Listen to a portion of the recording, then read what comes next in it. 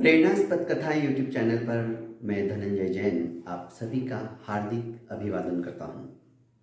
छोटी सी कहानी डीजे की जुबानी।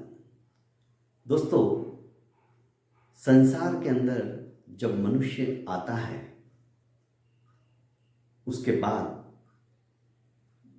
लड़कपन, जवानी, बुढ़ापा देखते देखते ही व्यतीत हो जाता है और एक दिन जैसा आया था वैसा चला जाता है, क्योंकि जो जन्मा है सुनिश्चित है उसकी मृत्यु भी होने वाली है। पर इस जन्म और मृत्यु के बीच में जो जिंदगी हमें मिली है वो जिंदगी हम कैसे जीते हैं वो बहुत बड़ा उसका महत्व होता है। छोटी सी कहानी के द्वारा मैं आज अपनी बात आपके सामने रखने का प्रयास करूंगा। ज्ञानचंद नाम का एक व्यक्ति था जो कि अत्यंत दयालु, अत्यंत कृपालु। किराना दुकान थी उसकी छोटी सी, पर जिंदगी के मर्म को उसने समझा था, जीवन जीने की कला वो जानता था। जितना मिल गया, 2 समय की रोटी का दाना पानी, उसी में वो संतुष्ट रहता था।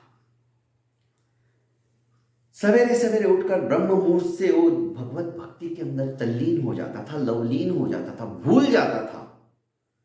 और जब उसकी पूजा समाप्त होती थी तो नियर अबाउट 10, साढ़े 10, 11 बजने को हो जाती थी, तब जाके वो दुकान खोलता था। मुश्किल से 2 घंटा वो दुकान पे बैठता था। जो कुछ कमाई हुई वापस दुकान को मंगल करके आता था, अपनी पत्नी के साथ खाना खाता और वापस दीन दुखियों की सेवा करने में अपने जीवन को यापन करने लग जाता था।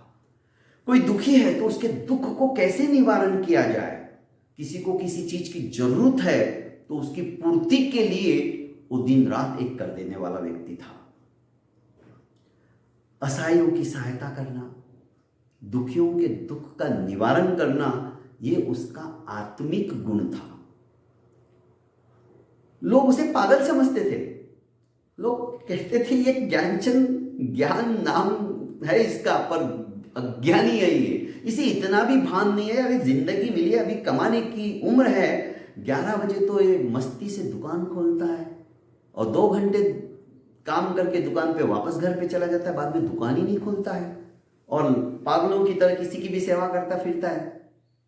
इससे बढ़कर और पागल कौन होगा। खैर, वो किसी की बातों की तरफ ध्यान नहीं देता था, क्योंकि उसका एक अपना लक्ष्य था, उसका एक अपना ध्येय था और अपने लक्ष्य और ध्येय की पूर्ति के लिए वो दिन रात लगा रहता था, पर भगवत भजन नहीं छोड़ता था। एक दिन नगर सेठ ने जब उसके बारे में सुना तो नगर सेठ ने उस ज्ञानचंद को अपने यहां पे बुलाया और कहने लगा कि ज्ञानचंद, मुझे लगता है कि सचमुच में तुम्हारे जैसा बेवकूफ, तुम्हारे जैसा मूर्ख इस दुनिया में कोई नहीं होगा। अरे,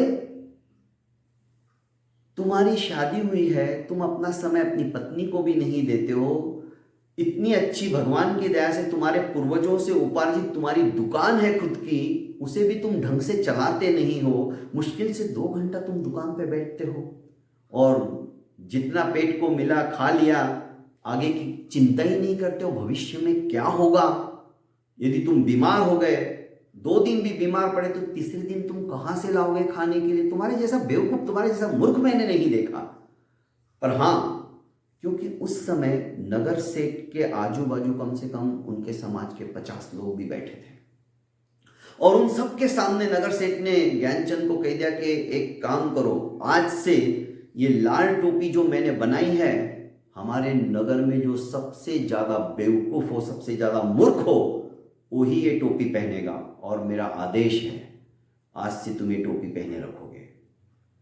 ये जलील हुआ था, इसकी इस तरह से इंसल्ट हुई थी, पर यह समभाव था, तटस्थ था, कुछ बोला नहीं।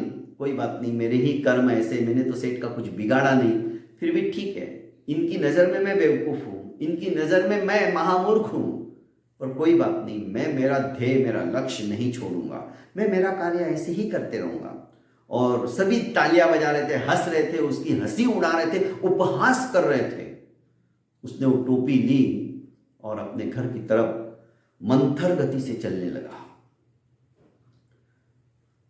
करीब 2-3 महीने के बाद ही सेठ को भयंकर व्याधि ने ग्रसित कर लिया, क्योंकि कहावत है दोस्तों संस्कृत में, शरीरम व्याधि मंदिरम। शरीर जो है हमारा बीमारियों का अड्डा है। कब कौन सी बीमारी उद्भूत हो जाएगी शरीर में बोल नहीं सकते। इसलिए कहा है पहला सुख निरोगी काया। सबसे पहला सुख यही है। यदि हम स्वस्थ रहे तो हम सब कुछ कर सकते हैं। यदि हम ही बीमार हो गए तो हम कुछ भी नहीं कर सकते। सेठ को भयंकर बीमारी ने ग्रसित कर लिया। सेठ ने चारपाई पकड़ ली, बड़े बड़े हकीम वैद्य आ गए, पर कोई भी सेठ को बीमारी से उन्मुक्त नहीं कर पाया। सभी लोग आते जाते थे, मिलते थे, सेठ के पास 2 घड़ी बैठते थे। सेठ अंतिम सांसें गिन रहा था। ज्ञानचंद ने सोचा चलो आज थोड़ा समय है, सेठ को मिल के आता हूं, देख के आता हूं।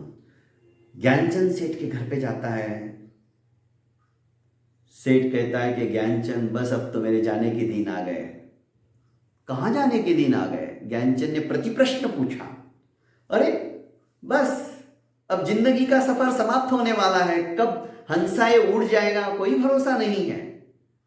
मैं तो परलोक जाने की तैयारी कर रहा हूं अभी। तो हुजूर आपने अपने नौकर चाकर पहले से तो भेज दिए ना वहां पे, ताकि आपकी सारी व्यवस्था करके रखे। ज्ञानचंद तुम सच्ची में पागल हो, इसीलिए मैंने तुमको टोपी दी है। अरे भला उस लोक में कोई कैसे जा सकता है? हमको खुद को ही मरे बिना स्वर्ग नहीं दिखेगा भाई। तुमको इतना भी ज्ञान नहीं है क्या? नाम तो तुम्हारा बड़ा ज्ञानचंद है।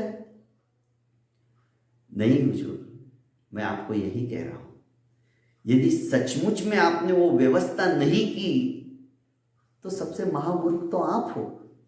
ये लीजिए ये टोपी आपकी, और अब सुनिए, जो जन्मा है वो मरता है, पर मरने के पहले जो सत्कर्म करता है, जैसे यहां की करेंसी, इंडियन करेंसी विदेशों में नहीं चलती है, वहां पे विदेश में जाना है तो आपको डॉलर लगेंगे, रुपया की वैल्यू वहां नहीं है। इसी तरह परलोक की करेंसी दान, पुण्य, दुखियों की सेवा, दया, धर्म, ये सारी बातें हैं, और ये आपने नहीं किया।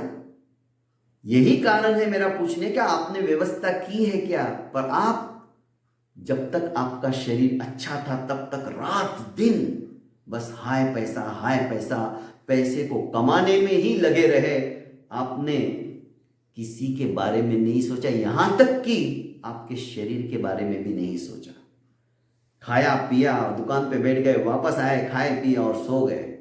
आपने पुण्य कर्म तक नहीं किया, साधु संतों की सेवा तक नहीं की, तो भला आपसे महामूर्ख कौन होगा? और ज्ञानचंद ने वो टोपी नगर सेठ को दे दी। दोस्तों कहानी छोटी सी है, पर यह कहानी हमें जीवन के सूत्र को समझाने के लिए भरपूर है। हमने भी जिंदगी में मनुष्य जन्म को पाकर यदि सत्कर्म नहीं किए तो हमारा जीवन भी निरर्थक हो जाएगा। जीवन को सार्थक करना है तो दोस्तों मेरी ये छोटी छोटी कहानियां जरूर आप सुनिए और ज़्यादा से ज़्यादा अपनों को फॉरवर्ड कीजिए। क्या पता कौन सी कहानी सुनकर किसके जीवन के अंदर परिवर्तन आ जाए और जीवन शैली के अंदर चेंजेस आ जाए। बहुत बहुत धन्यवाद।